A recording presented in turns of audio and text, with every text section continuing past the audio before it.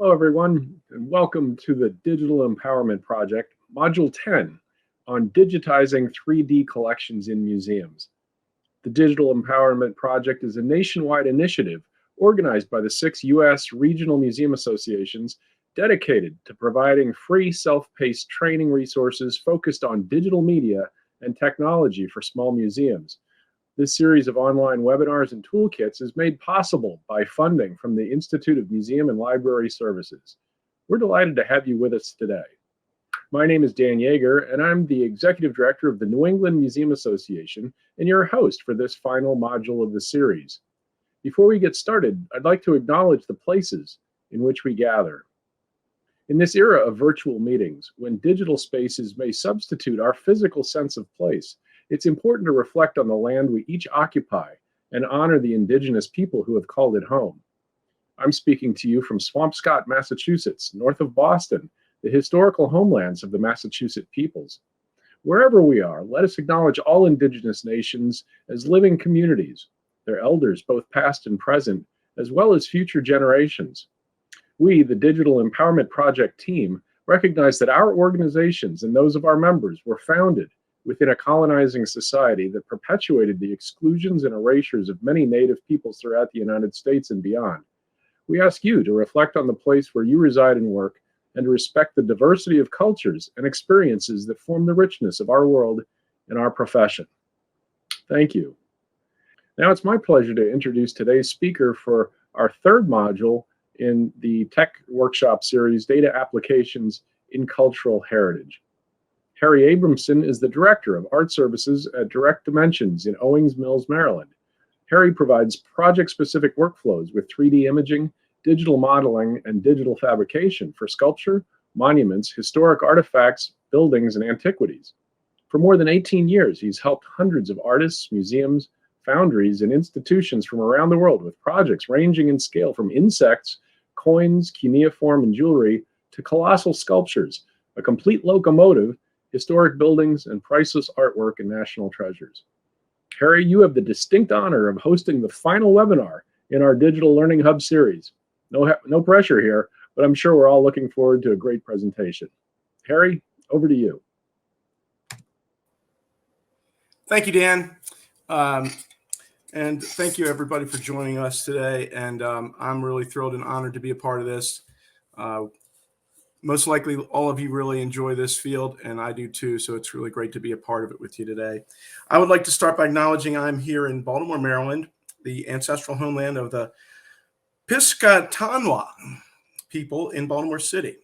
We wish to pay our respect to the elders past and present, and the citizens of the Cedarville Band and the Piscataway Conoy, the Piscataway Indian Nation, and the Piscataway Conoy Tribe.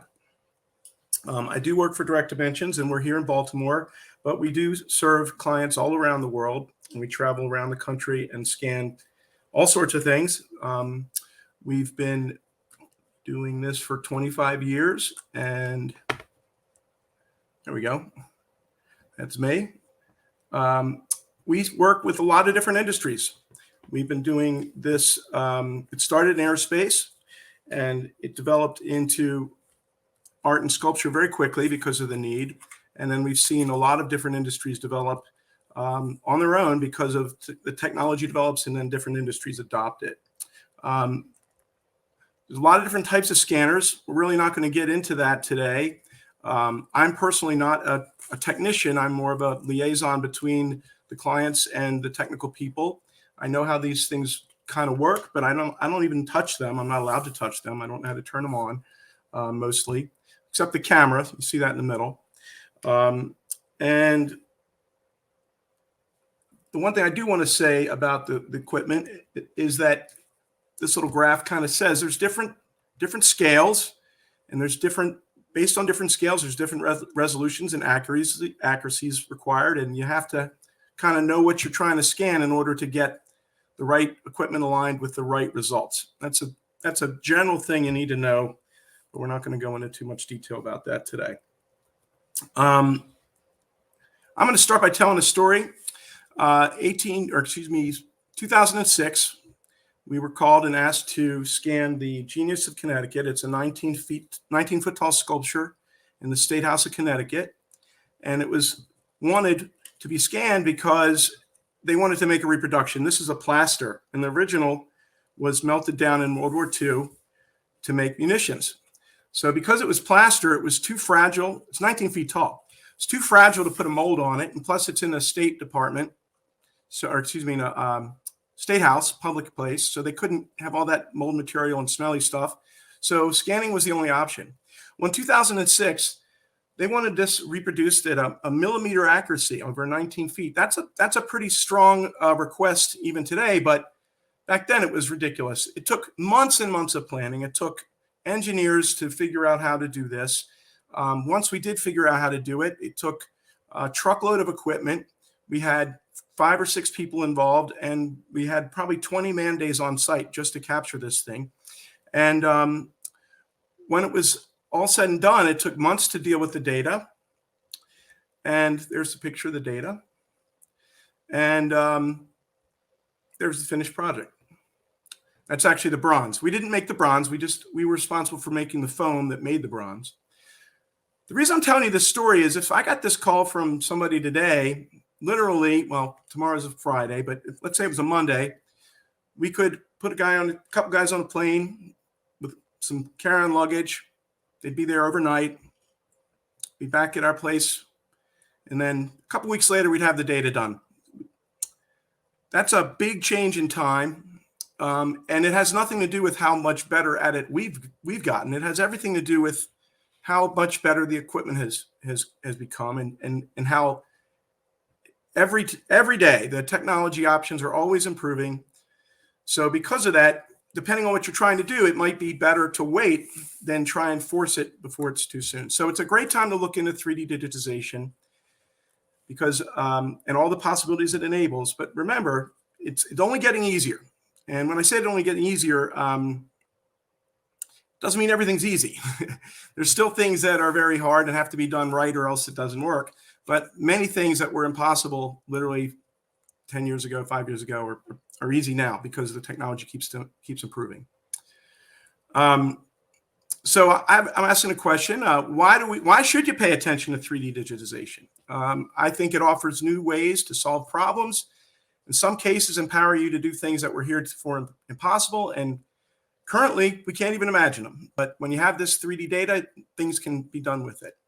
I think that it's important that you have awareness and familiarity with the technology and the industry, and it will inform you as to how it could help your organization achieve its core goals and solve problems, what level of work is required, and when it is feasible to do it right. So we believe that if you can't do it right, we shouldn't do it because we don't want to waste the time to waste your time. So some general things to remember. There's a variety of 3D digitization tools and methods all over the place, all different kinds for different industries, and we use them all. No single approach or tool can do everything. It's all getting better. It's all getting faster. It's all getting more affordable. And my suggestion is to be objective. Get opinions from different perspectives. Like with our company, we have people that are mechanical engineers. We have digital artists, architects, archaeologists, and we combine all of these mindsets to come up with the right solution to anything that we're trying to do. And as Carol Shore said in last week's presentation, don't do anything unless you know exactly who it's for and why you're doing it. And that has a lot to do with the differences in how we can scan an object in one way and deliver one type of the data, and then we scan another way, it's a different type of data. And you really need to align yourself with those things in order to know you're doing it right. So an overview of the applications that we're going to talk about today: digital archiving, online collections, open source distribution, which Smithsonian Open Access has started, exhibits, mounts and crates, digital restoration, comparative analysis, promotion, product development, accessibility, and immersive AR/VR. I might have gotten it all, but we're going to see how we go. So digital archiving is to obtain a permanent electronic digital record of an object. What if if something's really important, what if something happens to it? If it's changing, we want to record how it was and measure that change. Sometimes it's difficult to experience or present, and sometimes it's all above. In all these cases, we have to wonder, how good does it need to be? And it really depends on what the object is. This is the Central Park Bethesda fountain. It's in New York City. It's part of a whole sandstone. There's a whole sandstone ornamentation all around. It's 150 years old. It's outside. And let's see if I can't get you to work with. And one of the reasons we scanned this is because, as you can see, it's changing over time. This is just the hand on one of the sculptures. So this is an 11-foot tall sculpture. This hand is probably 15, 16 inches long. And the conservator was concerned with how much this pitting was occurring and knew that, it's only going to get worse over time. And that applies to the whole, the whole sculpture and the whole sandstone environment. I think I have another one we can show you here. Let's see. No, I'm going to stick to this one. So this is an example of something that's outdoors. It's changing over time. And when we actually scanned it, it's enormous, but we still scanned it at well below a millimeter accuracy, which meant it was very difficult. It's very complex. It took a lot of time and effort. This is an object. It's oh boy, this is harder than I thought. So this is an object that it's Rachel Whiteread's ghost. National Gallery had us scan this because it was being put together. It was going to go back into storage, and no one knew when it was going to come back. It was very difficult to assemble. And while they had it out in public, they wanted to document it so they could have access to it again. So now they have a digital record that can be viewed without having to take it out and put it back together, which took a lot of effort, 75 pieces. That's a life-size casting of a room. This is another project where we scanned this just because. It's Horatio Greeno's George Washington. It's at the American Museum of Natural History with the Smithsonian. Again, we just scanned this because it was important, and the people that cared about it were worried. What happens if something happens and it gets destroyed? They wanted to be able to have access to it. So this digital archive is a really important aspect to scanning in general. So the next thing I want to talk about is the Smithsonian National Air and Space Museum, Neil Armstrong spacesuit. I want to point out that we did not scan this, but the reason I'm bringing it up is it's just a tremendous project that demonstrates so many reasons why digitization is important. So it's a permanent digital record of an object that is both important and changing over time. For conservation, it's a thorough record in existing condition of the model, the actual thing, and the 3D model allows them to compare the changes over time and possibly help the conservation to slow the most rapid changes and make repairs where applicable. Also, they use this for public engagement, education, and accessibility. It was given away through the Creative Commons distribution, which is the Smithsonian Open Access Program. And it was also used for exhibition and promotion. To promote their exhibition, they created an augmented reality app, and they also made 15 full-scale replicas, which were distributed around the country.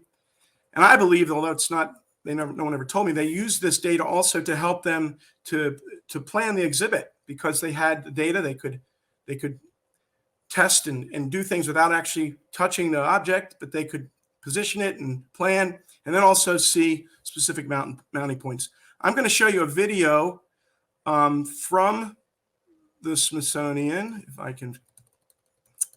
Well, maybe I will. Well, I'll show you this. This is the augmented reality. This is not the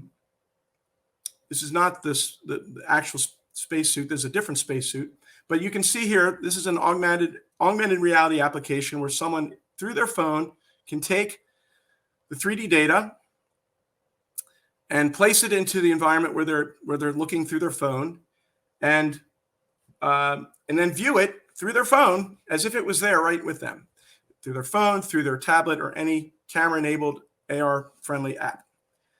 And let me see if I can't. Oh, lost it. All right. So as I said, Smithsonian's open access program allowed everybody to download this model and do with it as they please. Also, they made 15 life-size realistic replicas, which were distributed around the country to promote the exhibition. We didn't have anything to do with that. We did help them to make the final data that they have media friendly. And here's another picture of the augmented reality app with the actual Neil Armstrong. So again, this is an example where it was originally scanned because of a digital archive, but then used for conservation, for exhibition planning, to make an AR app, to make physical reproductions, and to also enable others to have access to this data, all because of digitization.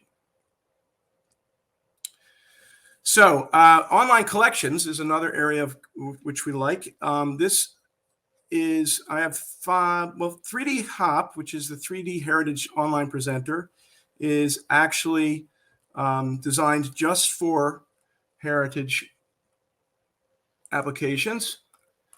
And this is a place where you can put your models and know that they're secure. That's one of the issues we have with museum objects, is sometimes you don't want them to have the data, be out of your control. So this is a trusted partner for that purpose. We also see a lot of models on Sketchfab. So this is, again, something I had nothing to do with. This is, I believe, in the Louvre, but a complete, there's a, so there's a whole collection of objects that have been put up on Sketchfab, and I'll be showing you more of things from Sketchfab. So as you can see, this is not ours, this is someone else, but we have our own. But this is a bunch of things from the Louvre that someone has placed up on the internet. And also, the Smithsonian has its own app, which is the Voyager app. And oh, here's my movie. I'm going to show it to you now. It's out of order, but I think it's a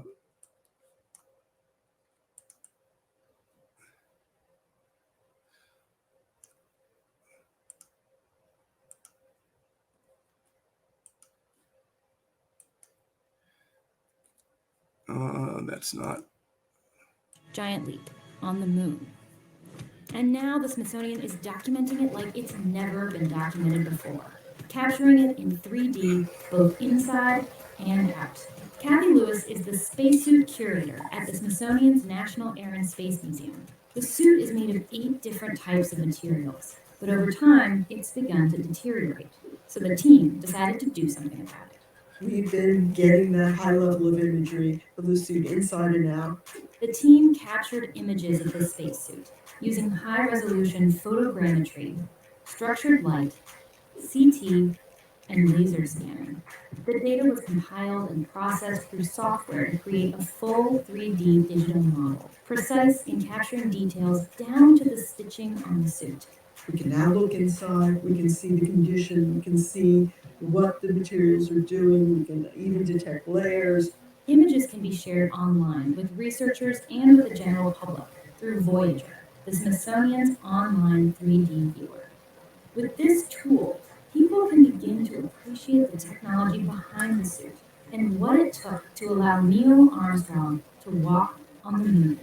We now have a permanent electronic record of the suit that will last forever. It'll be accessible throughout the world to researchers, historians, curious children who want to see, what the suit looks like. And that's the role of the museum, to show what has been done in the past and inspire people's imagination to go on to the future.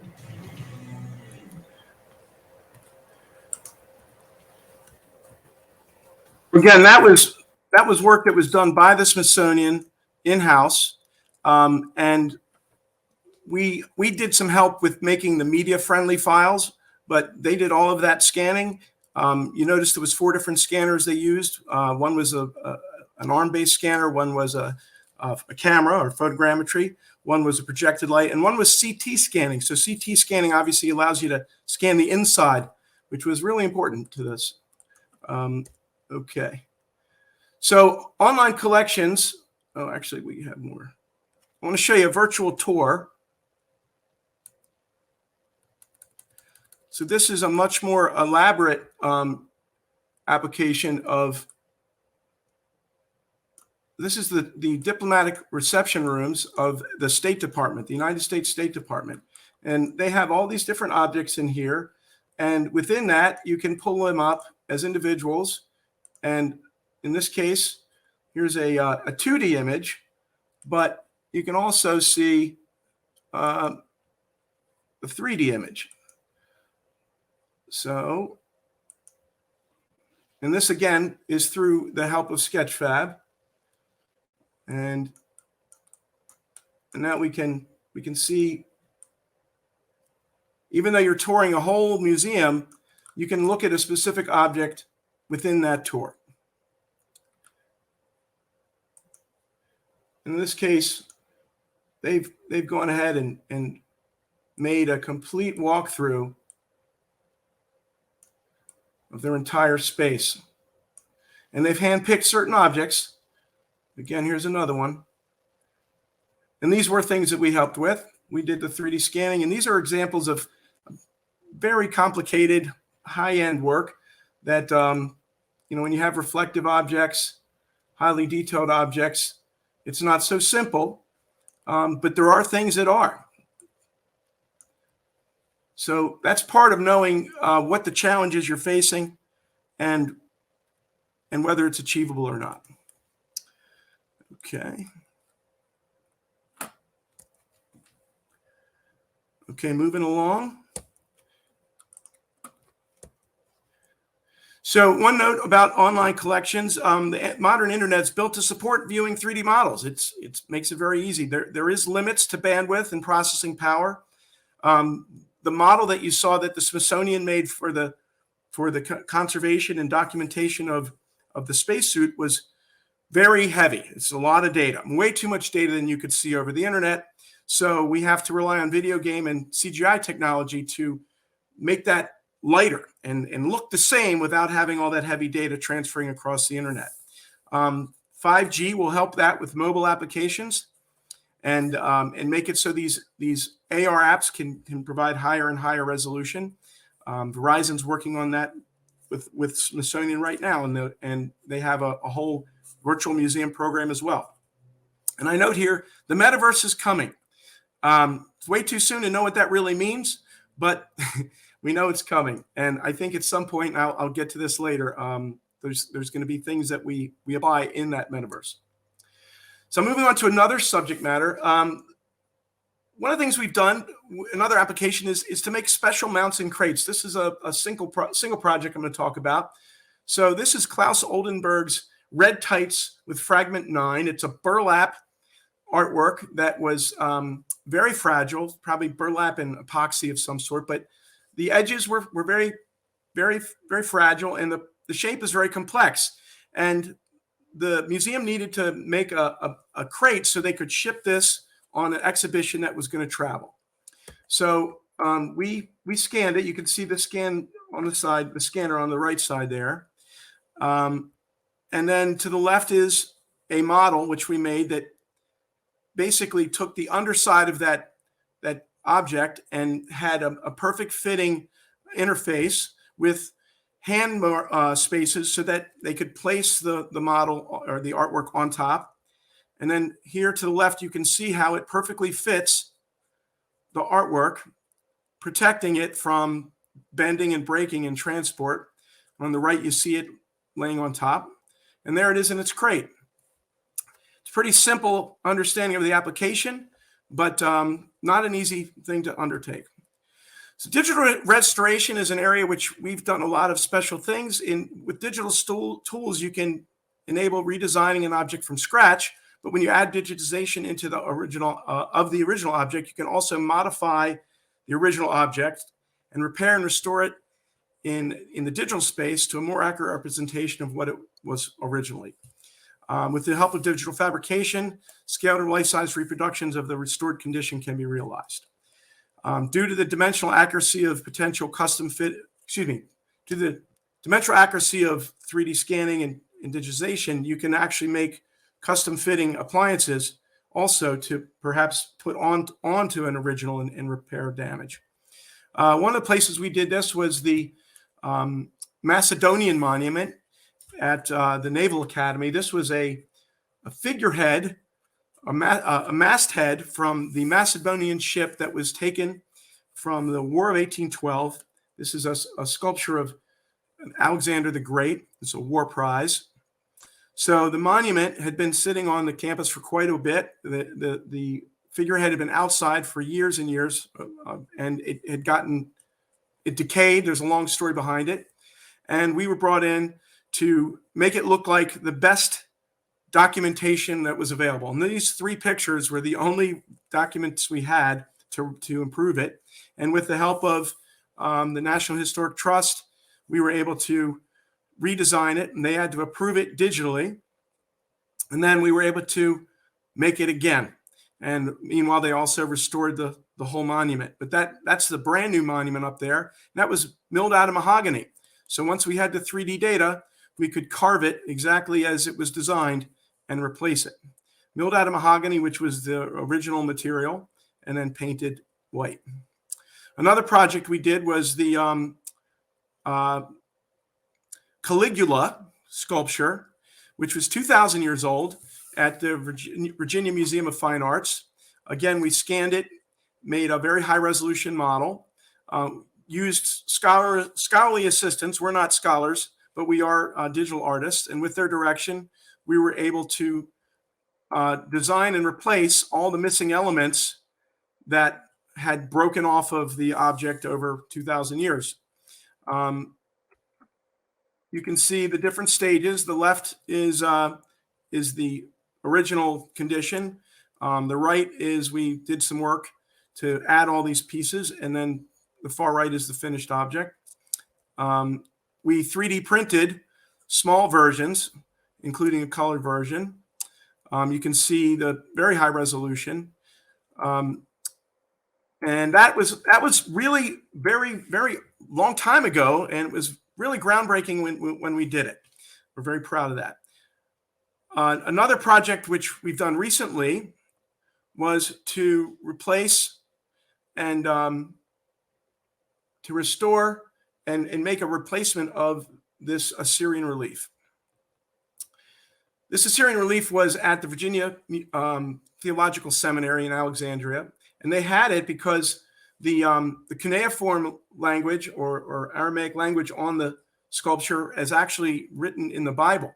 So this is a 3,000-year-old relief, and they had it in their library, and they basically realized it was too expensive to even insure it, and it needed to go someplace where it could be kept safe. You can see it on the right. It has extremely high resolution, fine details, and we scanned it with multiple tools and also photographed it. On the left, you can see the original, and you can see it has a scar where it was broken into 3 pieces. And on the right, you can see the repaired or restored replica, which is actually concrete cast. The original is a gypsum alabaster stone. But the one on the right is actually a painted concrete, but we were able to restore the missing areas, again, with the help of their scholars.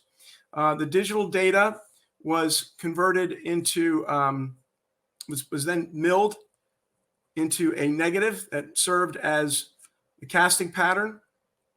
You can see here the data of the original scan where it has the scar. And then you can see here the data where that scar has been, if you go back and forth, you can see we did repair work there. I think I'm in the wrong version of this presentation.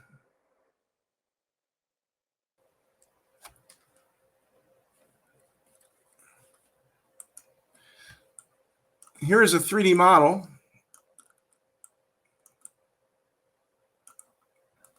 And you can see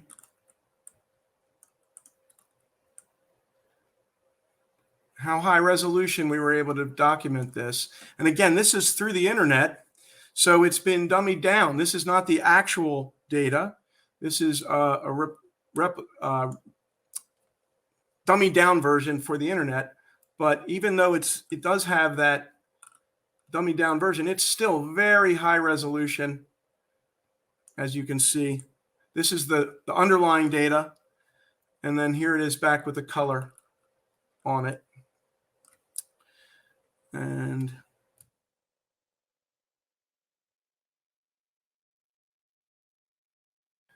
there's the full scale casting pattern as it was milled that we used to make the replica. You can see side by side here, the left is the original, the right is our replica.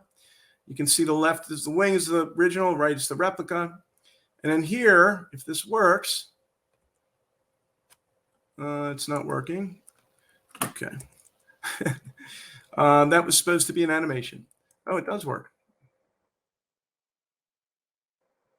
All right, now's a good time to switch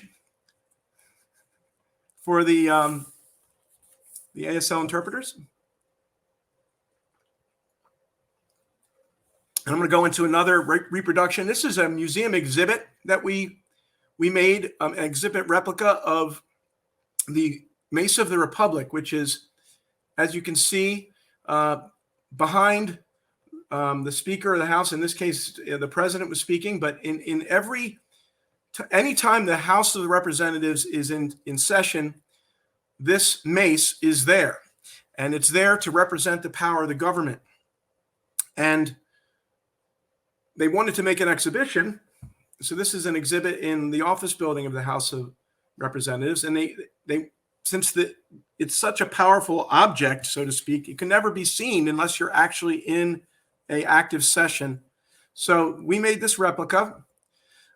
We started by going to the basement of the Capitol and scanning with this portable scan arm. You can see it's very shiny, high detail.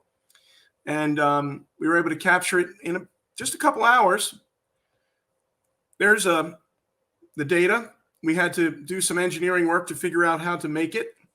But using 3D printing, we're able to 3D print it. The one on the left is the original. The one on the right is the reproduction.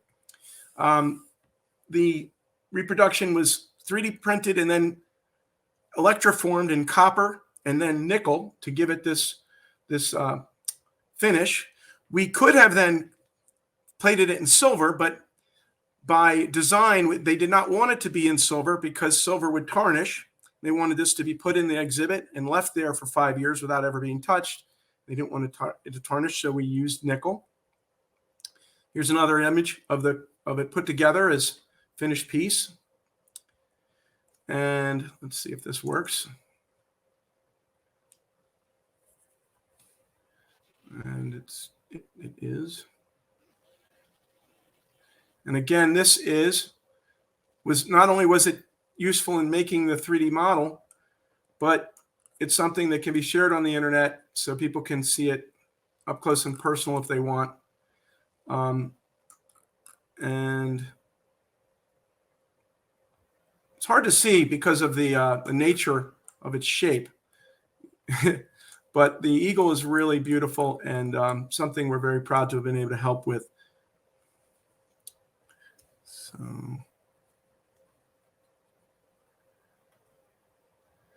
and now I just need to find the presentation again.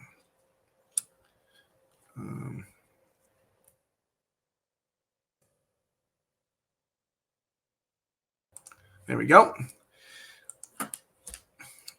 The next area I'm I'm going to dive into is this is actually an online exhibit that was created for the Museum of Modern Art and the Art Institute of Chicago, where we used 3D scanning to examine these 4 Matisse back sculptures. So these sculptures were each created in clay and then cast in plaster and other material and bronze, but they were created over the span of about 25 years, 22 to 25 years. The one on the far left is the Matisse back 1, then 2, then 3, then 4. And we scanned all of them, again with that same ferro arm, portable. And then we made the 3D models of each of them. And we're able to compare them various ways. This is a color map. Well, one on the far left is actually an overlay where we just took them in space and overlaid them. And then the ones on the right are color maps where it shows where they're the same and where they are different. What I want to show you next is the actual online exhibit.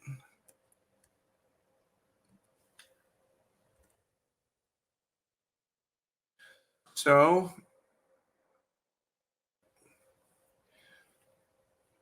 this shows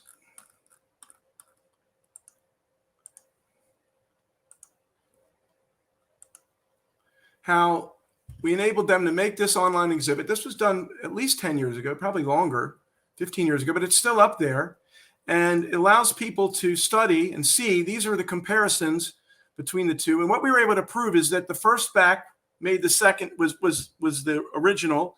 And then the second was actually a derivative of the first. And the third was a derivative of the second, and so on and so on. And here you can see they created this, or we created this actually. So there's the first back, and there's the second back, and here's the third back, and here's the fourth back. And one of the methods we used to prove this for them is we were able to overlay. And if you can see, these are cross sections of the different sculptures. And because they're so precisely matched, we have a high level of confidence that they were actually derivatives of one another. And there we go. Another project we did with a lot of comparison, which was pretty neat, was for the National Gallery of Art. The Degas Little Dancer has a long story. I'm not going to have time to tell the whole thing, but the wax sculpture, which you see here, was the only Degas sculpture ever shown in public. And then all of the other sculptures that exist are posthumous, or else there might have been some plasters that were lifetime plasters. And we did research. We scanned the wax, the plaster, what was known as thought to be a model, which a model would be the master bronze, and then one of the serial bronzes, which is they made reproductions from the master bronze. And our job was to compare all of these different sculpture representations to determine the shrink and growth rates between the plaster and the bronze, so they could try and determine some of the of what came first and whether things were original, whether they were legitimate. Here you can see 4 of the sculptures side by side in the digital space. And if you can see, there's some lines. These are point clouds now, converted from the actual surface data to a point cloud. But the lines that you see are actually cross sections. And because these sculptures were all different scales, and because they warp in shrink and in growth, we had to figure out ways to really thoroughly analyze them. And the way we did that was by finding like spots, and those like spots were then used to create cross sections. So any 3 points that were similar on all of the objects were able to be used to create a cross section.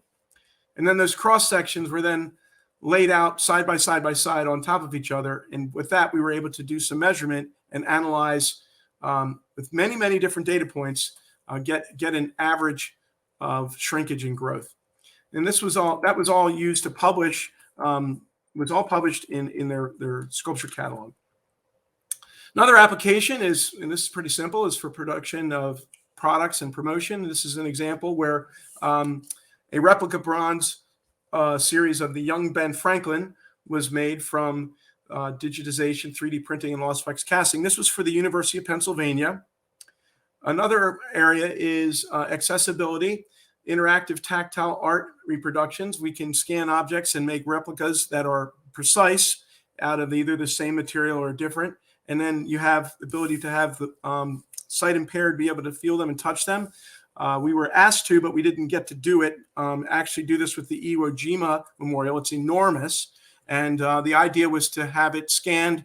We have already scanned it, but to use that data to create a small model so the sight impaired could feel the model and get an idea what it all looked like, but then also do a scaled model of, for example, one of the soldiers' faces, and they could feel that too. And they'd get then the ability to see and feel, to feel and interpret the scale and also the form of the sculpture. This is a neat project we did that was, we scanned Native and American projectile points and 3D printed them. And then if you see them, they each all had a QR code attached to them. And those QR codes enabled the sight impaired to actually use their phones to read the QR code, and then the QR code would generate spoken word to describe what they were feeling and know the backstory. All right, the last area I want to talk about is the immersive AR and VR. So as we mentioned before, the modern internet is built to support 3D viewing 3D models. We've already seen some AR interpretations. The metaverse is coming. Another object-oriented thing we're talking about, I have a call actually later today, is to scan a, let's just say a historic object, I can't say anymore, and create an NFT from it. To our knowledge, no one's done that yet, but I know some people are talking about doing it, and it's an interesting way, in my opinion, to fund conservation and other cultural heritage efforts. More to come on that. This on the left is a digitized photogrammetry model of the removed Robert E. Lee Memorial from Richmond, Virginia, with the graffiti. On the right, it's actually in the metaverse. I did not have anything to do with creating any of this. I just am aware of it, and I think it's very cool because it's the first of its kind as far as we know. I want to show you this model. This is the model just on the internet, on Sketchfab. So this isn't metaverse. This is just an online model, and it's a pretty accurate, amazing work, and it's documenting a pretty historic moment in time. The next one I want to show you, if I can get to it. Here we go.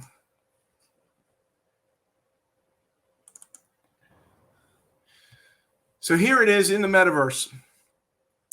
And what's most important to know about this is the artist, Terry Kilby, who created this.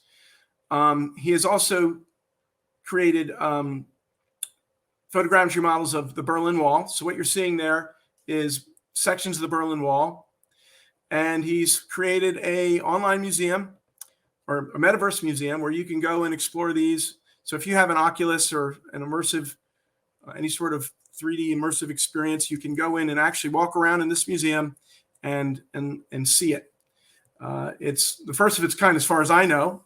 Doesn't mean it's the first of its kind, but it's an interesting example of real world objects being brought into this metaverse, which is so kind of a hot topic that no one knows what's really going to become of it. And so, summing up, back to things to remember. There's a variety of digitization tools and methods. no singular approach or tool can do everything. All these tools are getting better, faster, more reliable, more affordable. Sometimes when your challenges have to be done right, it might not be ready. You might want to wait. Be objective. Get opinions from different perspectives. And don't do it unless you know exactly who you're doing it for and why. I also would say it's okay to do it just to practice, but understand that if you're going to get involved, it takes practice, and it takes practice to stay in practice and do it well.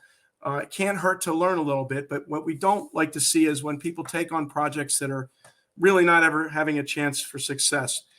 There's many things that are becoming easy and accessible, which makes it easy for us to do a lot more for our customers, but still not everything's easy, and it really matters what you're trying to accomplish.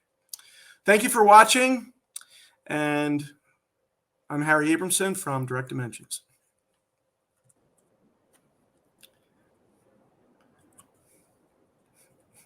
Thank you, Harry. Appreciate it. We have a few questions, and it's sort of the thing that it seems, of course, on the top of everyone's mind is what drives costs with this kind of a thing? What are the costs, dependent on the size and so forth? And where do you find funding to support this? I think, since this is directed at smaller museums, what kinds of things can and should they be doing in terms of 3D that's affordable? It's an amazing, great question. And first, I want to go back to referencing what Carla said last week, and I'm saying today. There are easy ways to do this, and the camera is a great place to start because it can do amazing things. It doesn't have a $100,000 price tag, and generally all of the museums have someone that knows how to use a camera. So experimenting with that is an easy way to get started. We use it all the time. It's very important for doing excellent work, but it also is an easy way to do starter set work as well. When you say what drives cost, I think the things that drive cost are things like travel expenses and how long does it take to be off site. The main thing I think that drives cost is resolution and accuracy requirements. So to make a visualization model only that is going to look good on the internet is, generally speaking, a lot easier than making a conservation level model, which has to have sub-millimeter accuracy. So when you look back to the Smithsonian's project with the Neil Armstrong spacesuit, they raised $500,000 with a Kickstarter to fund that. And again, that's all in-house. They did that themselves. They have all the tools, they have the knowledge, and they did it themselves. But it still took time and money and effort to do it. And they probably had to, took a lot of time. One of the things I was thinking about this morning as I was preparing for this, a good way to think of this is when you're dealing with millimeters, the difference between doing a large object at 2 millimeters versus 1 millimeter, it's only twice as good, but it might cost 5 or 10 times as much. Maybe not at 2 to 1 millimeter, but when you get down to 0.5 millimeter versus 1/4 millimeter, it can really get expensive because your margin for error is different. And of course, that all is dependent on the object itself, the complexity of the object. Is it rigid? Is it shiny? The cost drivers really are having to do with the purpose. And I think that's why there's this cautionary tale. Don't spend $20,000 to do something and find out later it needed to be $100,000. On the other hand, you can do something for next to nothing, meaning like literally go out with the camera and use very low cost software and make amazing models that are very good and can be very effective even for conservation if you know what you're doing. Do you find that there's a threshold that would sort of either in-house versus hiring a vendor like yourself? I mean, is it the number of objects that you want to digitize, so that if you've got a whole bunch of those, it might make sense to hire a staff and buy equipment to do that versus sending it to, or bringing you guys in or sending it out to you all? Is there sort of a threshold there, or is it just kind of in your case, size probably matters, right? Well, no, it's a great question again. We do say, for example, hey, we're flying all the way to Iowa to scan, one thing. we got the tool there. It only takes 2 hours to scan it. Why don't we scan some more stuff? And we generally don't charge extra for that scanning. Scanning usually is about a tenth to a quarter of the time in processing. It really depends. So there's the modeling time. Modeling often can stretch out over time. So for us, if you hire us, you give us more time to do it, we're gonna charge you less and we can put it off until we have the free time. So volume matters, but really it's a level of effort, and level of effort doesn't change when we have to do more stuff. We have, still have to do all the work. I think the main thing for a small museum to consider is, I just lost my view there. You still there? Here. Is in-house, you're never going to have all the tools. You're never going to have the ability to invest in, we're going to buy a scanner and hire a guy and then do everything we need. That doesn't mean you shouldn't start. It doesn't mean there aren't some scanners. Again, the camera is a great place to start. But it takes time to really understand the variables, and it's very hard to have someone that's full-time doing it all the time that's good enough to actually do it. Not in the museum space, but in the industrial space. We've had it happen so many times when someone will buy, an industrial scanner for $100,000, and then they don't know how to use it because they don't use it enough. And then we come to their facility and scan with their scanner, and it's silly, but we don't push it on them. It's just that you really have to be good at it to be good at it. I think the tools are getting better, faster, cheaper. Photogrammetry and all the things you can do with a camera really are a great place to start. Questions has to do with the materials and types of surfaces that are some better than others for scanning. Are there some that are just absolutely impossible to get a good read on, or is pretty much anything fair game? Well, in the cultural heritage space, we don't like to touch anything. So, for example, if we're scanning a car and it has glass windows, we can spray that car with a material that makes it opaque, or we can put tape and then we can see where the glass is. But in the museum space, we don't like to do that. So glass and things that are translucent and transparent are very hard or not ideal. Things that are matte, things that are not complex, like I like to say, a banana isn't complex. A bunch of bananas is kind of complex.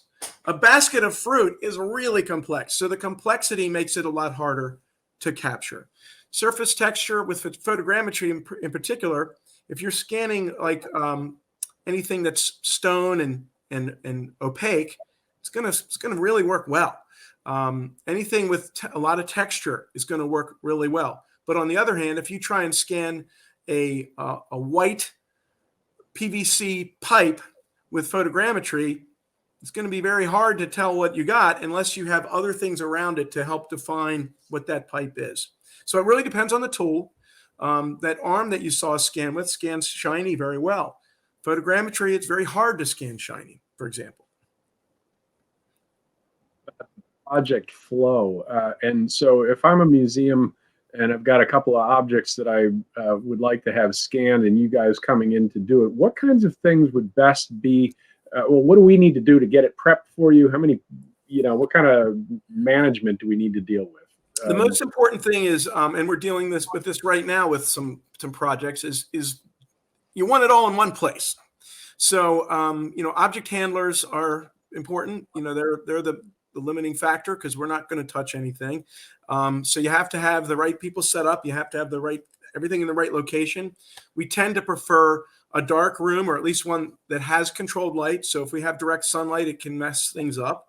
We need to have rigid, it depends on how we're doing it, but if we're using that arm that you saw that we were scanning with, you really have to have a rigid floor.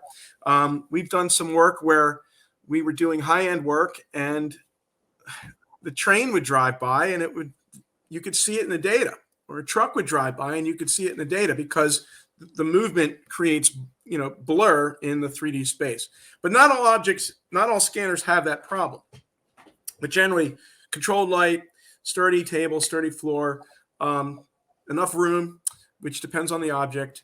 And we don't want to have to do a lot of setups in different places because that just adds to time and effort. In general terms, you do want to have stuff pulled out of storage and spotted into like a studio environment type of thing, or can you just go into storage and take care of it? Well, like you saw the mace of the Republic, that was brought into a storage area in the basement. That was just a museum storage area that they had, but they set it up there. It was perfect. We could turn the lights out. We didn't have to. We do scan in situ often. We scanned the Wax Little Dancer right there in the gallery. We scanned the George Washington right there in the gallery. Obviously that's a huge piece, but very often that we can scan in situ. If possible, like when we did a lot of the other Degas stuff, we set up back in their conservation office and they paraded all of the pieces through, and we had one set up and they just kept bringing them through, kept things moving very quickly. Right.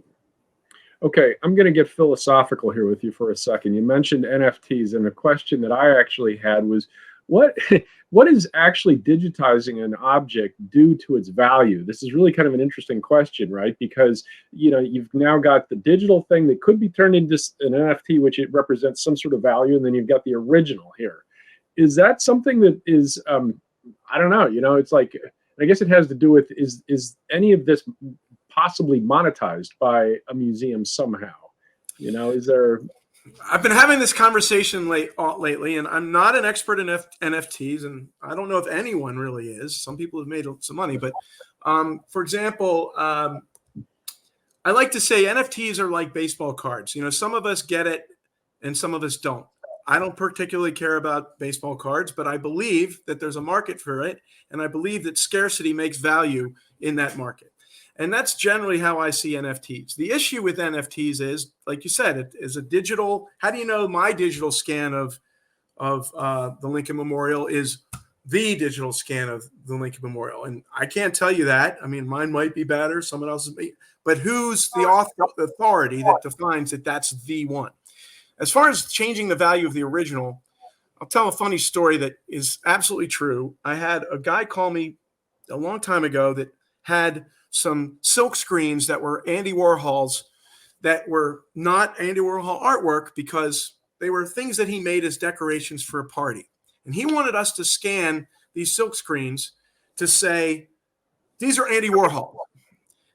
And then, but the Andy Warhol in states like, they're not Andy Warhol's because Andy Warhol didn't say they were Andy Warhol's. And that's the truth. So that's one point. It's like, it is what it is only because it is.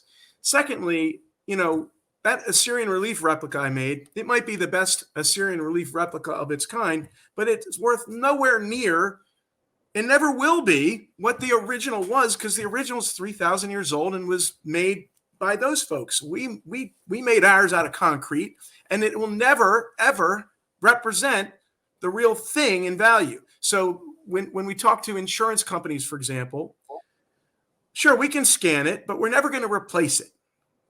You can't replace it. You can only replicate it.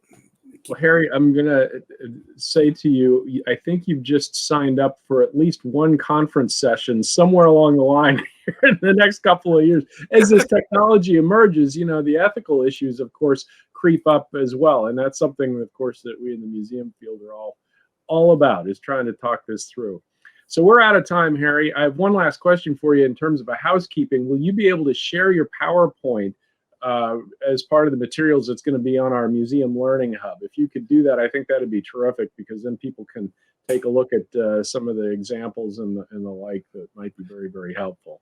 Yes, I will. I will do that. I also will try and put together a little resource page that shows anything that I pointed to. And also my information's here, email away. I didn't put my phone number up there, but if I'm just a phone call away, and that's my job. My job is not to sell. My job is to help. People call me all the time, and we hear what their problems are. We address them. We see if it's feasible, and if it is, it moves forward. Lots of times we're telling people no, never going to happen. run away. Thank you so much, Harry. Thank you so much. Really do appreciate it. Very, very stimulating. And, like I said, I'm sure we'll see you at a museum association conference somewhere in the future. Call me. Thank you again, Harry, and thank you all for attending today's webinar. As I mentioned earlier, this is our 40th and final installment in the Digital Empowerment Project series that began 10 months ago in April of last year. Since then, we've had thousands of people attend from around the US and beyond, and we've built a robust community of museum people who have joined our forum and watched recordings of the webinars at museum-hub.org. If you're not part of it already, I encourage you to join today and be part of the crowd. Many thanks to all the people who have made the Digital Empowerment Project possible, including the ASL interpreters, transcribers, and the DEP technical fellows who have supported the project, and of course to our advisory group of more than a dozen museum professionals from around the country who helped us create and review the project. Thank you as well to our technical advisor, Nancy Proctor, and my dear friends and collaborators at the regional museum associations who spent countless hours planning and producing the webinars, especially our project leader, Charity Counts, from the Association of Midwest Museums. And a special thanks once again to the Institute of Museum and Library Services for their inspiration and funding support for the program. Thanks again, everyone. Be well.